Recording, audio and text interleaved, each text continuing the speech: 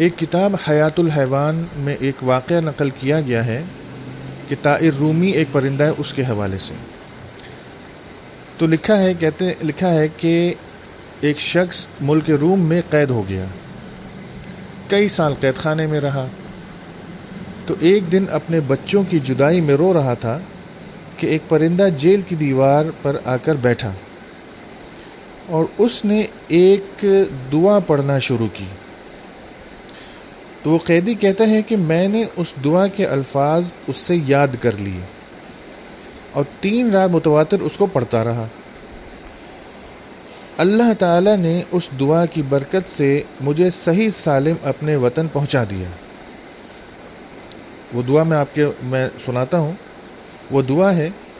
اللہم انہ قد تیقن قلبی اللہ الہ الا انت وانی لا اہلک وانت معی یا رجائی فرحمنی بقدرتک۔ اللہم انہ قد تیقن قلبی اللہ الہ الا انت وانی لا اہلک وانت معی یا رجائی فرحمنی بقدرتک۔ کہتے ہیں کہ جب اس نے یہ دعا پڑھی تو اس کو آزادی مل گئی اور وہ اپنے وطن صحیح سالم پہنچ گیا۔ تو میرا تو مشورہ یہ ہے کہ جو لوگ قید میں ہیں، قید و بند میں صعوبتیں برداشت کر رہے ہیں، ظلماً یا مظلوماً وہاں قید ہیں، ان کو چاہیے کہ یہ دعا جو ہے وہ یاد کریں، اور اس دعا کے ساتھ ساتھ حضرت یونس علیہ السلام کی جو ایک دعا ہے جب وہ مچھلی کے پیٹ میں تھے،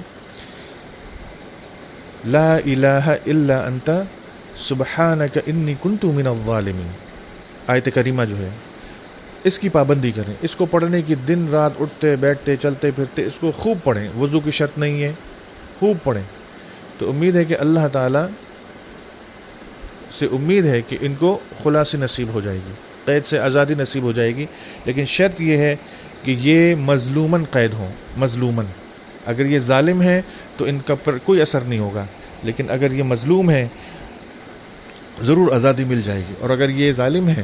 تو ان کو چاہیے کہ پہلے توبہ کریں کہ آئندہ کبھی بھی ظلم نہیں کریں گے، اور پھر ان دونوں دعاؤں کو خوب پابندی کے ساتھ پڑھیں، خوب پابندی کے ساتھ، لا الہ الا انت سبحانک انی کنت من الظالمین، ایک یہ دعا اور ایک یہ والی دعا جو ابھی میں نے پڑھی، اللہم انہ قد تیقن قلبی اللہ الہ الا انت وانی لا اہلک وانت معی یا رجائی فرحمنی بقدرتک۔ تو انشاءاللہ امید ہے کہ اللہ تعالیٰ ان کو آزادی نصیب فرمائیں گے۔